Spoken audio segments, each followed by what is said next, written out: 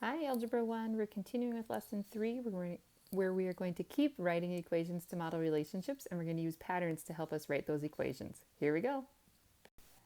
We are skipping ahead here to activity 3.2, something about 400, and the first thing you're going to do is you have four tables, A, B, C, and D, and you're first going to describe in words how the two quantities in each table are related. So for example, how are the number of laps related to the number of meters run? In table A, there's two ways you could look at this. The number of laps times 400 is going to equal the number of meters run. Or you could look at the other way. The number of meters run divided by 400 gets you the number of laps.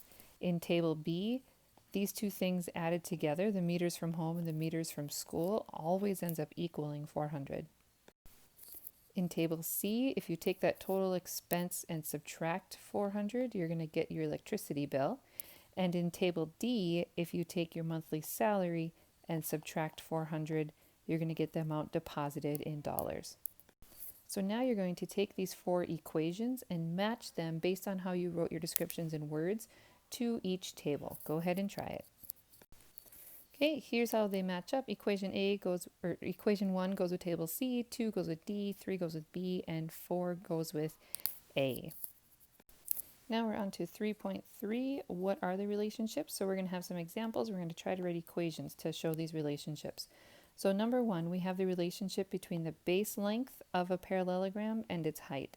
And you can draw a parallelogram to get an idea. There's your base length, and then your height would be this right here. Both measurements are in inches. What is the relationship between the base length and the height of these parallelograms? Try doing it in words first, or just try noticing a pattern first, and then we'll talk about the equation. Many times we think about how do we get from one value to the next, and then that process needs to be the same throughout. That doesn't really work for this one.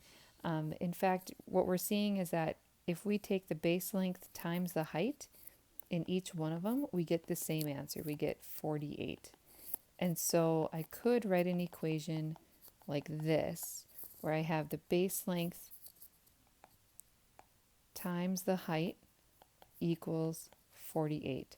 Or we could write it a few different ways. We could say the height divided by 48 is going to equal the base length.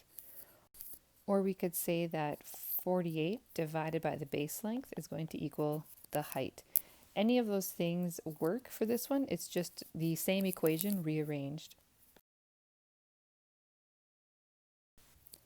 In number 2, the winners are going to split that $300 evenly. And so I would write this as 300 divided by the number of people is going to equal the amount of money they each receive. In number 3, they give us a lot of information about gallons and cups and ounces, and it tells us if we get stuck, try creating a table. Here's what this table could look like. We're just going to fill in what we know. We know a half gallon is the same as 8 cups, and we know that 4 cups is the same as 32 ounces. So if 32 ounces is 4 cups, then 8 cups is going to be double that, 64 ounces. And I want to know the relationship between gallons and ounces. So I'm going to figure out what 1 gallon is going to be. Well, 1 gallon, that's double a half gallon. So that's going to be 16 cups. So that's going to double the 64 ounces into 128 ounces. So one way I could rate this relationship is to say that my fluid ounces, or F, is going to equal 128 times the number of gallons. And that's because I found that there's 128 ounces in each gallon. I'm looking now in the lesson synthesis, and there's another example here that we want to look at with this table, looking at the miles from New Orleans and the miles from San Diego. So as we leave New Orleans and going to San Diego, how are our miles from New Orleans and our miles from San Diego related? So first thing I want you to do is just look at this table. You can start filling it in if you want, but what I really want you to do is just start looking for patterns. Go ahead. My pattern that I notice is that if I add up my miles from New Orleans to my miles from San Diego, I'm always getting 1,600. And that makes sense because as I get closer to New Orleans or closer to San Diego, I'm getting further away from New Orleans at the same rate. And so if I'm filling in my table, it would end up looking like this.